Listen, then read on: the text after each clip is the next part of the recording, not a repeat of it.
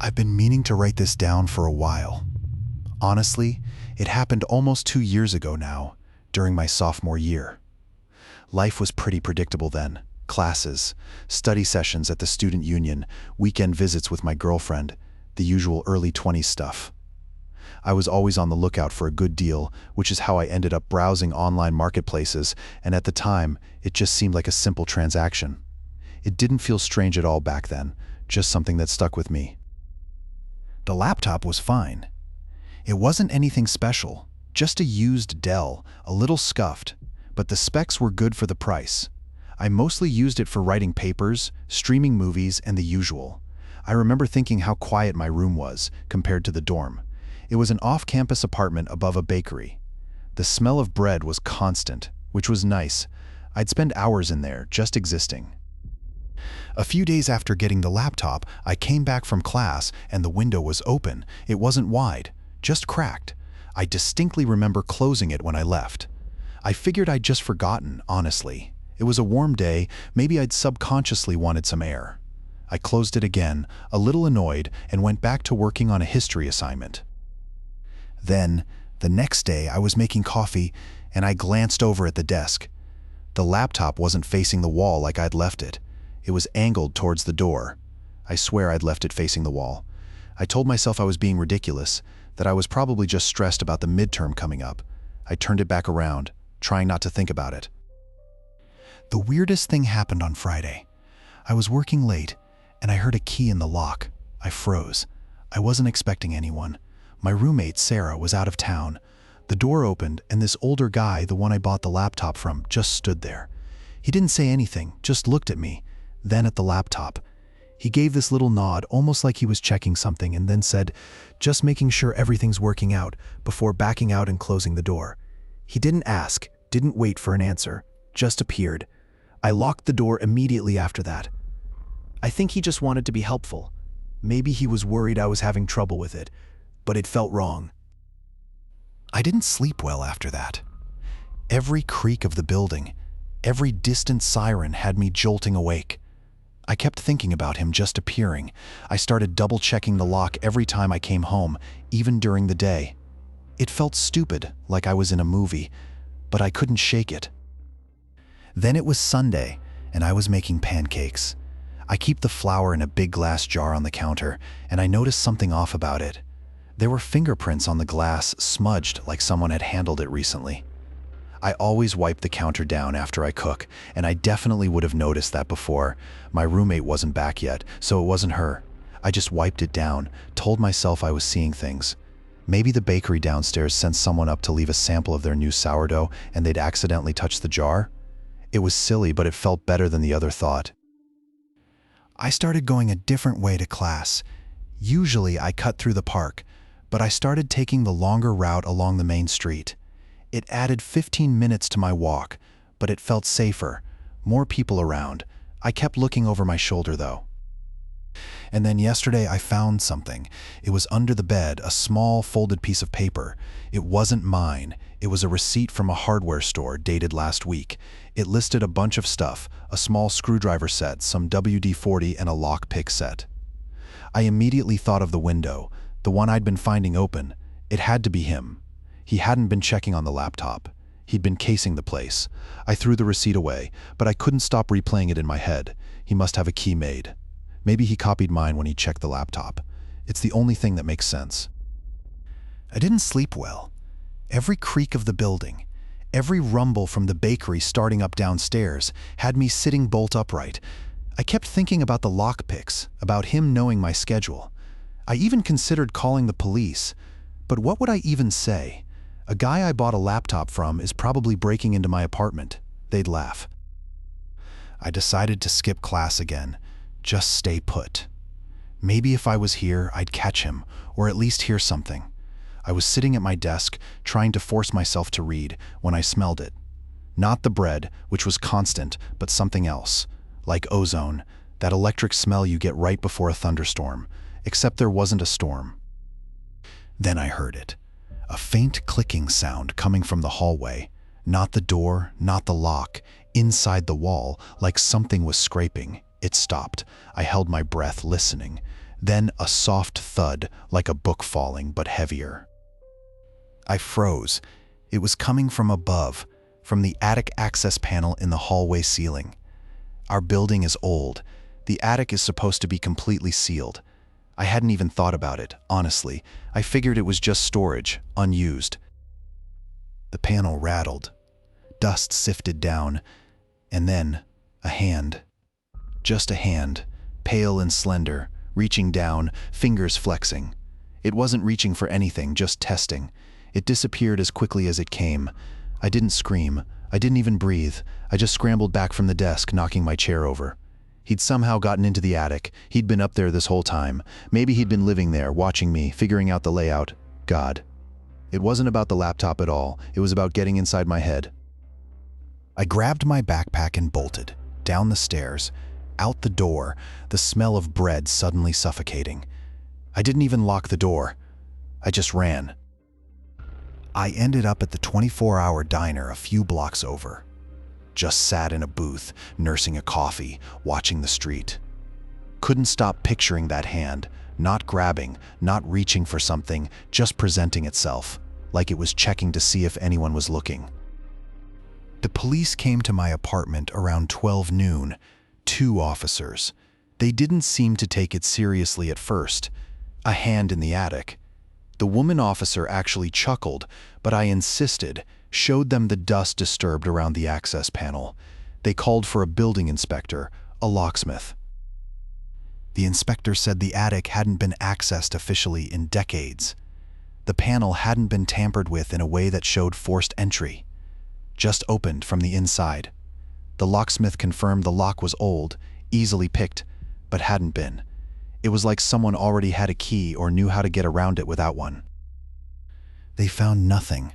Just dust, old boxes, forgotten furniture covered in sheets. But they did find evidence of someone having been up there recently. A half-eaten energy bar, a used water bottle, not old stuff, and footprints, small footprints. They took photos, made notes. I kept thinking about the laptop seller, about how he'd asked about my schedule, about whether I lived alone. It felt less random now, like he'd been casing the place, not for the laptop, but for access. Maybe he'd found a way into the attic years ago, used it as a shortcut to get into apartments, a weird, sick way to scout potential targets. They let me go back to my apartment, said they'd increase patrols, investigate further. But the apartment felt wrong. It wasn't just the idea of someone having been in the attic. It was the feeling of being arranged for, like the whole thing had been set up, waiting for me to move in. I tried to change the locks, but it felt pointless. It wouldn't matter. He, or whoever it was, already had a way in, and if he didn't, he'd find one. It's been years. I still think about the attic. Not constantly, not in a dramatic way, but it surfaces always when I'm somewhere new. Hotels, mostly, rentals, even campsites, weirdly. I used to just unpack and settle in. Now the first thing I do before even turning on the lights is check the ceiling. Every room, every space that could conceivably have an access panel. I run my hand along the perimeter, feeling for seams, for anything that doesn't quite belong. It started immediately after the police left. I couldn't sleep. Every creak of the building, every gust of wind sounded like someone moving above me. I kept telling myself it was just paranoia, that I was overreacting, that it was probably just a homeless person, someone using the building as a shortcut, a squatter. That seemed logical. It had to be. I avoided the laptop seller. Obviously, I changed my phone number, but it didn't feel like enough. He wasn't aggressive. It wasn't like he'd threatened me. It was the interest. The way he'd lingered on my answers, asking about the apartment, about my work-from-home setup. He'd said something about needing a quiet space to think, and it struck me now that he wasn't talking about himself. I haven't bought anything used since. I don't even go to those kinds of sales anymore, and I definitely avoid anyone who asks too many questions. It's exhausting to be constantly assessing, constantly looking for the angle. The strangest part, the footprints in the attic. They weren't adult-sized, they were small, child-sized almost. The police dismissed it, said it could be anything, but it wasn't a kid, it couldn't have been. They never explained how someone could have been up there for so long without anyone noticing. How long were they up there?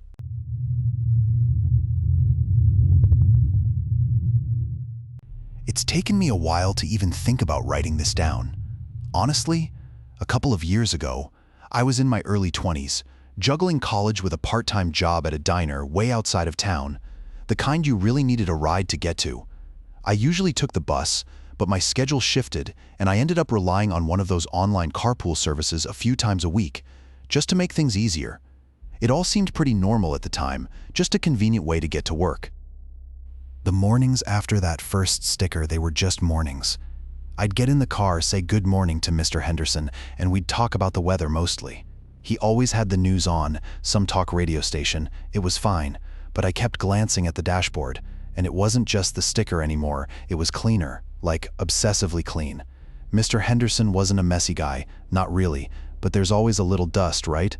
A stray crumb? This was spotless.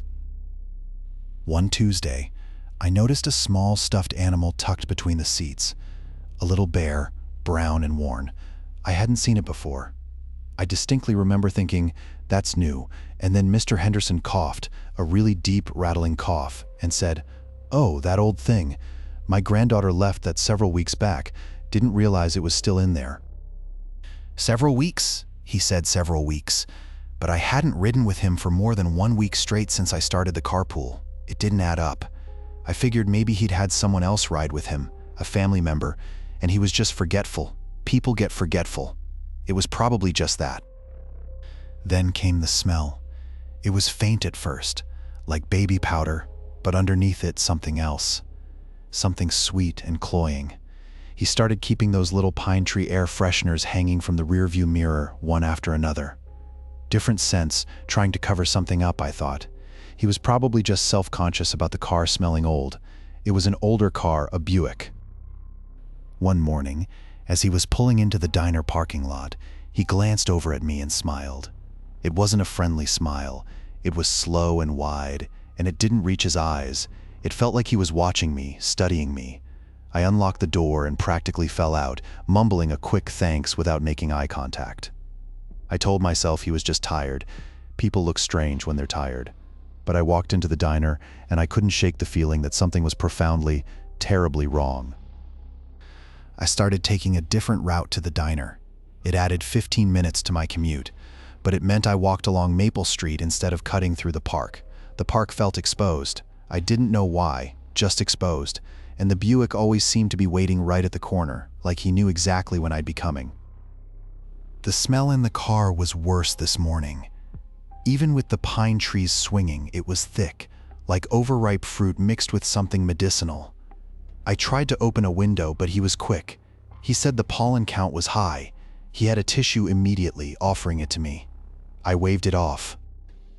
And then I noticed it, on the passenger side floorboard, half hidden under the mat, a small porcelain doll. I hadn't ever seen it before. It wasn't a cute doll either. It was old-fashioned, with painted eyes that followed you. I remember thinking it looked like something my grandmother used to have. She collected them. "Oh, that," he said, before I could ask. "My granddaughter left that last week. She was visiting. I meant to take it out." Last week, he hadn't mentioned a granddaughter.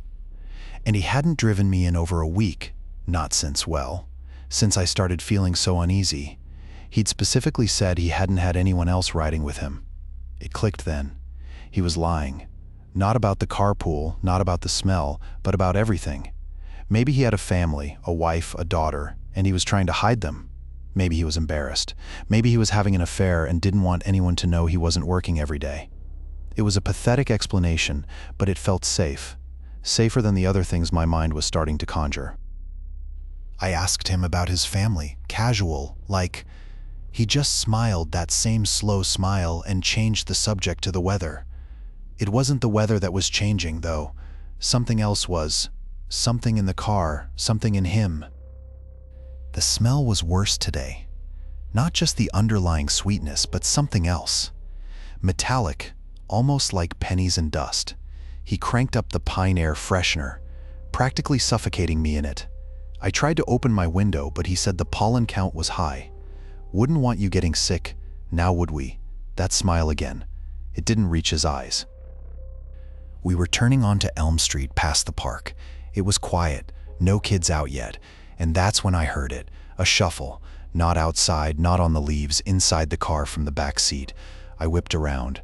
Nothing, just the doll, staring with those glassy eyes. It must have been my imagination, the way the car creaked. Old Buicks do that, but it wasn't a creak. It was weight shifting. I told him I wasn't feeling well. A headache. He didn't even look at me, just kept his hands on the wheel, that smile fixed. "Almost there," he said. "Just a few more minutes." Then it happened again. Louder this time. Definitely in the back, and a breath. A soft, ragged breath. Not his, not mine. I fumbled for the door handle, but he was faster. He reached over and locked it. Now, he said, his voice suddenly tight. "Don't want to be jumping out in traffic." I screamed, just a short, choked sound. It was enough. He slammed on the brakes, swerving onto the shoulder. A horn blared. A delivery truck. The driver yelled something, but I didn't hear it. I just threw myself against the door, screaming and kicking until the lock finally gave. I didn't run away from the car. I ran around it towards the truck driver, babbling about someone being in the back. He looked confused, then concerned. He was talking into his radio, saying something about a possible kidnapping. The driver's side door opened. Empty. The car was empty. He must have let whoever it was out before he slammed on the brakes. He was trying to protect them. Maybe it was a runaway, a homeless kid. That had to be it. The smell, though, it was still there, clinging to the air. And the doll was gone.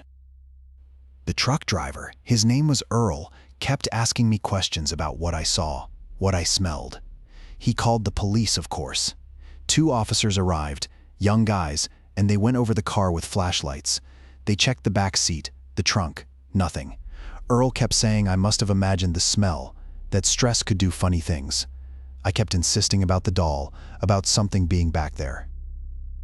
They found footprints, not inside the car, but around it, in the damp grass by the shoulder. Small footprints.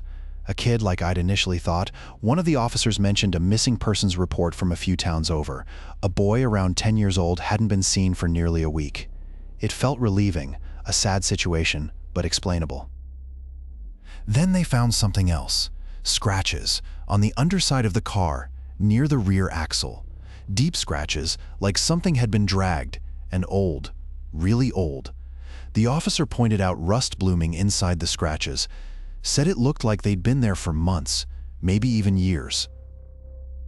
He asked if the car was new to me. I said no. I'd been carpooling with Mr. Abernathy for almost 3 months. The officer's face changed, just for a second. He didn't say anything, just made a note. I asked Mr. Abernathy about the scratches when they let me go. He just shrugged, said he bought the car used, didn't pay much attention to the undercarriage. He offered me a mint.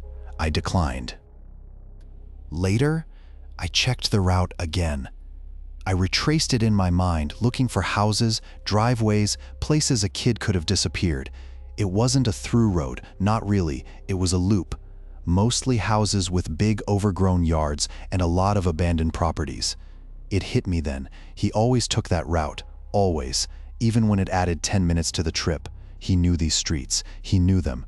Maybe he was just trying to show me the neighborhood. Maybe he was trying to be a good neighbor. But the smell and the scratches, I knew.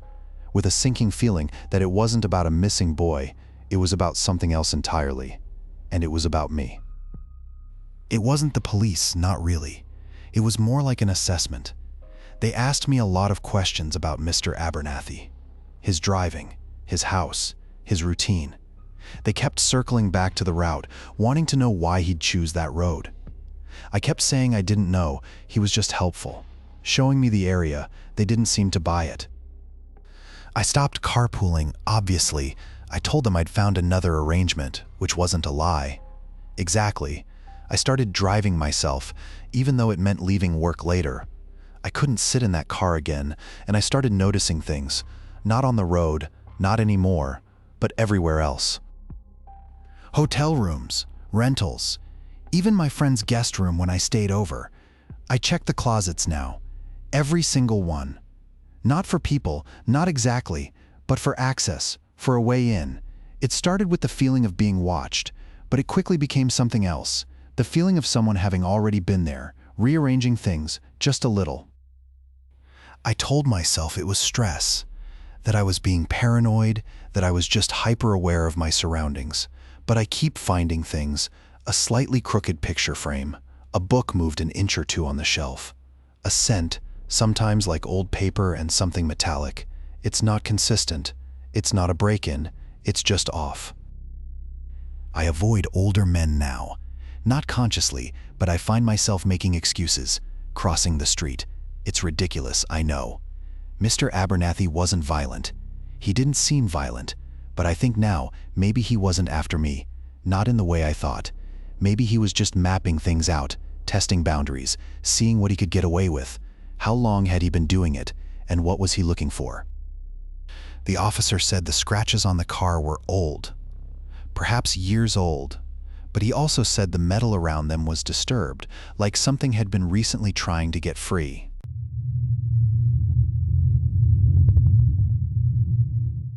It's taken me a while to even think about writing this down, honestly. A couple of years ago, right after my sophomore year, I was trying to figure out what to do with my winter break. Didn't have the money to go home, and the thought of a completely empty campus was pretty depressing. I'd seen an ad on the student forum for a house-sitting gig. A professor needed someone to look after their place, and it seemed perfect, a quiet break with a little bit of cash to cover groceries. It all felt incredibly normal at the time, just a simple way to spend a few weeks. I kept expecting to see him again, the guy from wherever he came from. But days went by, just the snow and the quiet. I got back into a rhythm, really. Waking up, making coffee, checking emails, mostly just university announcements about the spring semester. I'd walk through the house, just to, I don't know, make sure everything was still okay. It sounds stupid now, but I kept replaying that moment, him in the kitchen, turning on the garbage disposal with nothing in the sink, like actively turning it on. I started leaving notes for Professor Eldridge, just little updates. Everything's fine, no issues, taped to the inside of the front door. I figured he had cameras or something, a security system. It felt polite, and it made me feel a little less alone, I guess, like I was still accountable to someone. Then the first one showed up. A woman in her mid-30s, dressed really sharply, like she'd walked out of a magazine. She just let herself in. I was in the living room, reading, and I heard the key in the lock. I just assumed it was the professor sending someone to check on things. "Hi," she said, not even looking at me. "Just need to see the thermostat." She went straight for it, adjusted it, and then turned to leave. Excuse me?" I said. "Do you work with Professor Eldridge?" She paused, a slight smile playing on her lips. "We're managing the property for him," she said. "Everything okay?" "Yeah, fine. Just surprised to see you." He likes to keep things running smoothly while he's away. And that was it. She was gone. I thought, okay, that's weird, but maybe he just hired a property management company and didn't bother to mention it. It explained the key, at least, but it didn't explain why she didn't look at me, or why she didn't ask my name. I tried calling my parents the next morning, no signal. That was annoying.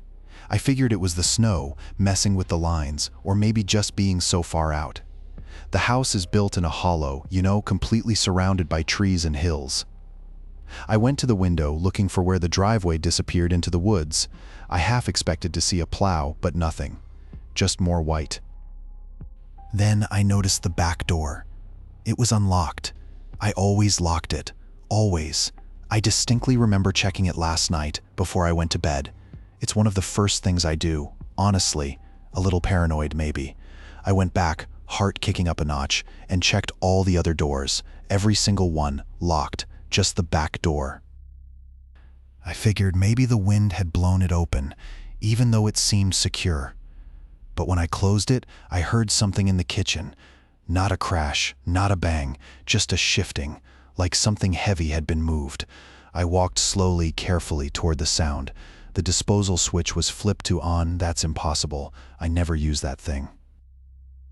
I flipped it off, then started checking cabinets. Like someone had been rummaging for something. Everything looked normal, which was the weirdest part. It wasn't like someone had searched. Things weren't out of place. They just felt touched.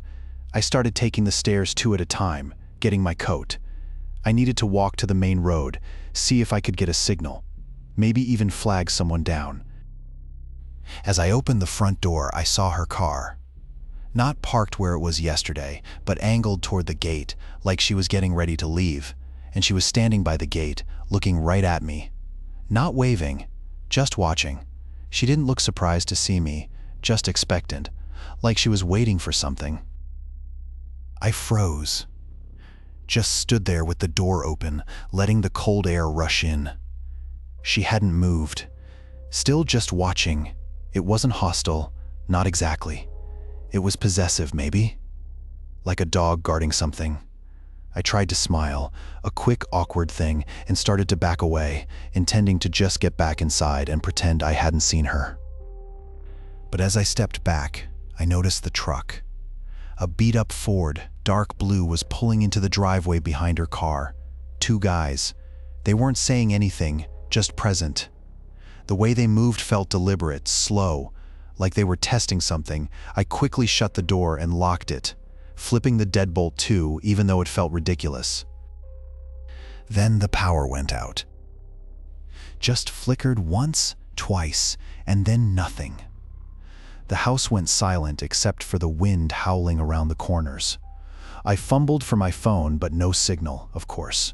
I told myself it was a coincidence, a winter storm knocking out the lines. Rural areas, right?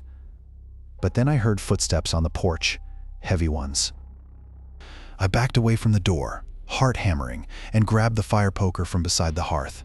It felt pathetic, a tiny piece of metal against whatever was out there. The footsteps stopped right outside the door. I could hear breathing, slow, even breaths, and then a scraping sound, like metal on wood. They were trying the doorknob. It didn't budge. They must have realized it was locked. The scraping stopped. Then a voice, low and flat. "Just want to check on things." It wasn't her voice. It was one of the men. I didn't say anything, didn't move. After a long, terrifying moment, the footsteps receded. Back to the truck, I think. They started the engine and drove away, slowly, leaving her still standing by the gate. I think they were distracting me while she went around back. I ran for the kitchen door. I didn't bother with the kitchen door. I just grabbed my coat and ran for the front again, fumbled with the keys, and practically threw myself outside. The wind nearly knocked me over. I didn't look at the gate, didn't want to see her. I just looked towards the road. My car was still there, thankfully. I got inside, locked the doors, and started the engine. It sputtered, coughed, and then caught. As I backed up, I glanced in the rearview mirror. They were already coming back. Not fast, but deliberately. The truck, and then the other car. It wasn't about the house, was it? It was about me, about getting me out. But why? What did they want? Maybe it was a robbery gone wrong, a really organized robbery. I drove straight to the nearest town, a tiny place called Havenwood. I found a sheriff's deputy, a young guy who looked like he hadn't slept in days. I told him everything. The power outage, the men, the feeling of being watched. He listened, nodded, and then asked if I'd been drinking. I told him no, and he finally agreed to drive back with me to check the house. When we got there, everything looked normal, too normal. The front door was still locked. There was no sign of forced entry, but the deputy noticed something I hadn't, a small shed tucked away behind the garage. It had been unlocked inside. Neatly arranged were tools, not gardening tools. Things like crowbars, bolt cutters, even a pair of heavy-duty wire cutters, and a roll of thick black plastic sheeting. The deputy said it looked like someone had been preparing to secure the property. He figured it was squatters. Maybe, but it didn't feel like squatters. They weren't trying to live there, they were preparing to contain something. Or someone. Me, maybe. That's when it really hit me. It wasn't random. They were waiting for me to leave. Waiting for me to be alone. They wanted the house empty, and I'd walked right into their plan. The deputy filed a report, of course. He said they'd keep an eye on the place, but Havenwood was small. It was the kind of place where everyone knew everyone else's business, and no one really did anything unless it directly affected them. I didn't stay to find out what keeping an eye on it meant. I just packed a bag and told them I was going to wait it out with friends in the city. That wasn't a complete lie. I haven't been back to that house. Not even to collect my things. It's been years, and I still jump. Not at shadows exactly. It's more open spaces, fields mostly, big empty fields with no one around. I used to love driving through the countryside. I'd take these long, rambling routes just to avoid the highway. Now I plan my routes meticulously. I stick to interstates. I figured after a while, it was some kind of insurance fraud scheme. They wanted the house unoccupied so they could claim it was damaged and collect the money. It made a kind of twisted sense. The tools in the shed, the power outage, maybe they wanted to stage a break-in, make it look like a natural disaster had done the damage. It sounds ridiculous even saying it now, but I needed it to be something explainable, something contained. I used to hike alone, really remote trails. I haven't done that in years. I tried once at a state park not too far from here. Just the way the trees closed in, the feeling of being the only person for miles, I turned around after 20 minutes. There was one thing, though, one detail I can't shake. The woman, when they were at the door, she wasn't looking at me. She was looking past me, like she was checking something else was still there. And I still wonder what she was looking for.